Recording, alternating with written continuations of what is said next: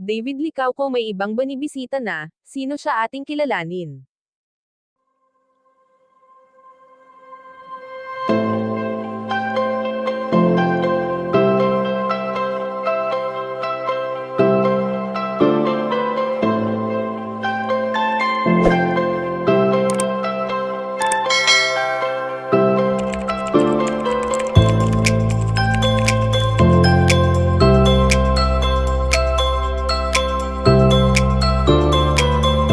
Alam naman natin na patuloy na namamayagpag ang karera ngayon ng tambalang barda na sina David Licauco at Barbie Forteza sa tulong ng mga taong sumusuporta at nagmamahal sa kanilang dalawa.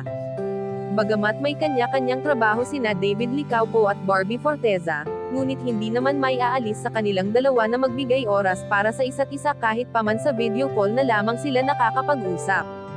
Subalit sa ngayon nga ay maraming barda fanatics ang nabahala nitong nakaraang araw lalo pa nga at hindi na natin madalas nakikita na magkasama ngayon sina David Licauco at Barbie Forteza sa iisang screen. Hindi naman lingid sa ating kaalaman na may isyu na kinakaharap ngayon ang pambansang ginoo na si David Licauco, dahil sa pagkakatitig nito kay Catherine Bernardo na hindi nakaligtas sa mga mata ng netizens. Aniya ng binata ay namangha lamang siya nang makita niya ito at walang mali siya, dahil sa gusto niya lamang makatrabaho si Catherine Bernardo noon pa man. Subalit sa ngayon nga ay ayon sa aming impormasyon na nakalap na may panibagong binibisita ngayon si David Licauco at ito nga ay ang mga housemates sa bahay ni Kuya. Proud na proud si Binibini sa kung ano man ang ginagawa ngayon ng kanyang katambal na si Ginoo, kahit pa man hindi siya ang kasama nito dahil sa may kanya-kanya silang trabaho.